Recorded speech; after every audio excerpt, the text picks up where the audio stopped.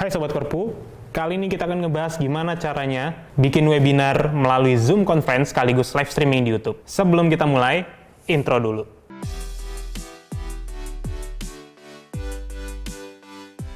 Sobat Korpu, saya yakin sebagian besar atau mungkin semuanya yang nonton video ini sudah pernah ikut webinar dari Zoom atau mungkin sudah pernah nonton live di YouTube, misalnya seperti Kemenki Korpu Talk atau Kemenki Korpu Open Class. Atau mungkin ada yang udah pernah bikin webinar melalui Zoom Conference tapi belum pernah nyobain live streaming melalui YouTube. Padahal dari Zoom itu sendiri, dia sudah punya fitur supaya kita bisa langsung live streaming melalui YouTube. Jadi kita ngadain conference di Zoom, nah conference itu bisa langsung kita push ke YouTube supaya itu bisa menjadi live streaming. Nah, jadi dengan gitu, conference atau webinar Sobat Korpus kalian itu yang nonton nggak cuma dari peserta Zoom aja. Kalau di YouTube, mungkin pesertanya bisa sampai ribuan atau bahkan puluhan ribu kalau misalnya acaranya menarik.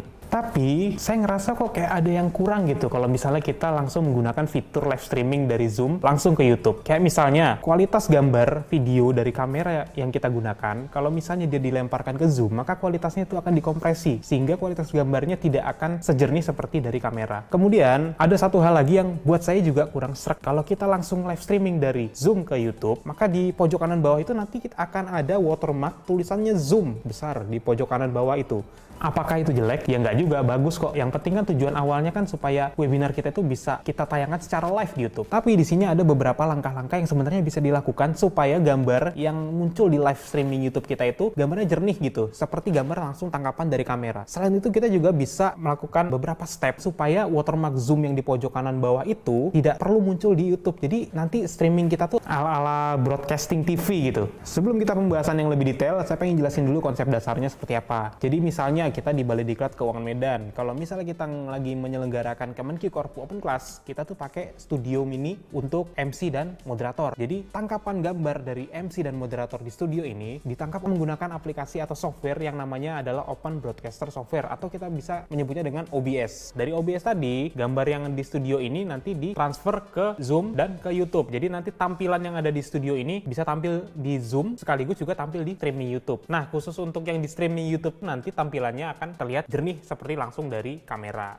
Nah, untuk bikin setup studio yang oke, kita membutuhkan beberapa peralatan yang terdiri dari hardware dan software. Untuk hardware yang kita gunakan, yang pertama tentunya adalah kamera. Kamera ini gunanya adalah untuk merekam video. Jadi kalau kita nge-zoom itu kan pakai webcam ya. Nah, kamera ini nanti fungsinya adalah sebagai pengganti webcam untuk di studio. Nah, kamera yang digunakan ini ya, kalau kami menggunakan kamera mereknya Sony Camcorder. Karena kamera ini ada port HDMI. Gunanya adalah untuk menghubungkan supaya kamera itu bisa diterima di komputer. Kedua, kamera ini bisa sambil di-charge. Jadi untuk beberapa kamera kayak misalnya DSLR itu kan baterainya tidak bisa sambil di-charge ketika lagi dioperasikan, harus dicopot dulu. Nah, kalau ini sambil dipakai bisa sambil di-charge karena misalnya kalau kita streaming durasinya lama ya, minimal 1 jam, 2 jam, 3 jam. Nah, itu sangat beresiko kalau baterainya habis. Kalau mau jenis atau merek kamera lain bisa, yang penting ada 2 syarat ya. Yang pertama ada port HDMI-nya, yang kedua bisa sambil di-charge. Nah, itu tadi kamera. Yang kedua itu biar kameranya ini bisa berfungsi sebagai webcam ini gimana? Kalau webcam kan bisa langsung dicolok ke komputer ya. Nah, kalau kamera camcorder atau mirrorless itu dia nggak bisa langsung di-detect di komputer. Nah, kita butuh satu alat lagi nih. Nah, ini alatnya adalah video capture. Kita pakai di sini mereknya Escape. Nah, ini kalau di toko online gitu harganya sekitar 1 jutaan gitu ya. Dan yang ini fungsinya adalah supaya kamera ini bisa berfungsi sebagai webcam gitu. Jadi nanti kabel HDMI-nya dicolok di video capture itu supaya gambar dari kamera itu bisa ditangkap di komputer kita. Untuk cara pasangnya kurang lebih kayak gini.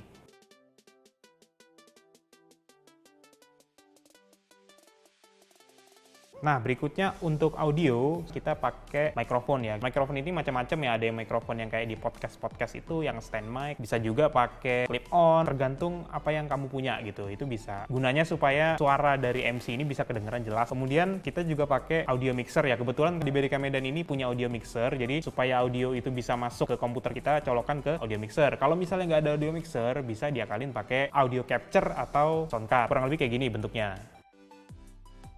Kemudian yang pastinya kita menggunakan PC atau laptop untuk operator streaming itu. Nah, PC atau laptop yang kita gunakan ini kita perlu menggunakan dual monitor ya. Kenapa kita pakai dual monitor? Nanti akan saya jelaskan berikutnya. Nah, kemudian kita juga perlu headset ya. Ini gunanya sebagai monitoring suara dari YouTube maupun suara dari Zoom. Untuk MC atau moderator depan juga kita perlu kasih headset. Bisa pakai mungkin TWS yang menggunakan Bluetooth atau headset wireless lainnya. Supaya MC itu bisa mendengarkan suara-suara dari Zoom dan bisa berkomunikasi dengan peserta di Zoom. Nah, itu untuk hardware. Kita juga butuh software. Software yang kita butuhkan itu diantaranya yang pertama aplikasi Zoom, yang kedua kita butuh Open Broadcaster Software atau OBS, yang ketiga kita butuh NDI Tools. NDI Tools ini fungsinya sebagai virtual camera. Nanti akan dijelaskan lebih detail lagi. Berikutnya kita juga butuh VB Audio Cable. Fungsinya adalah sebagai kabel audio virtual. Ini juga nanti akan saya jelaskan lebih detail. Pastinya kita butuh satu akun YouTube yang sudah bisa live streaming.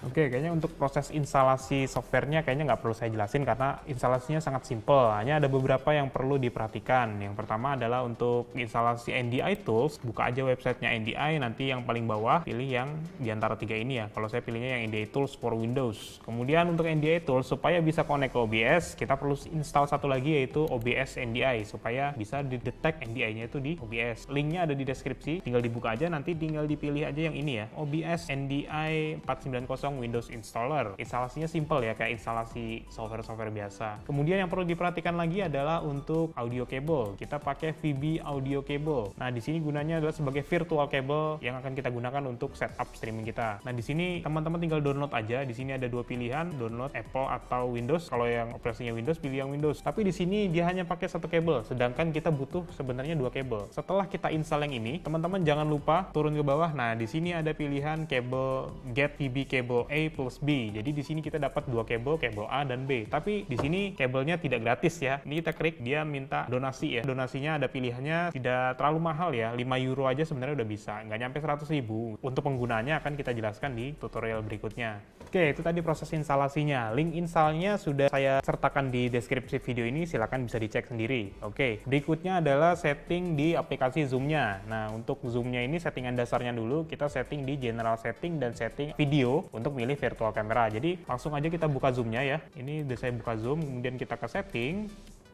Nah, di sini kita pilih yang general dan teman-teman jangan lupa untuk centang use dual monitor. Gunanya apa? Ini nanti supaya bisa zoom-nya itu pakai dual monitor gitu ya. Kemudian berikutnya kita ke video. Nah, di sini kita pilih kameranya, kamera default-nya. Di sini banyak pilihan ya. Karena tadi kita pakai NDI Tools, kita pilih yang NewTek NDI Video. Kemudian kita pilih Advanced. Nah, untuk video rendering method kita pilih yang DDI. Sampai sini settingan dasar zoom selesai. Jadi ikutin terus KLC BDK Medan biar nggak ketinggalan. Jangan lupa kasih bintang 5 kalau suka. Sampai ketemu lagi di video-video kita selanjutnya.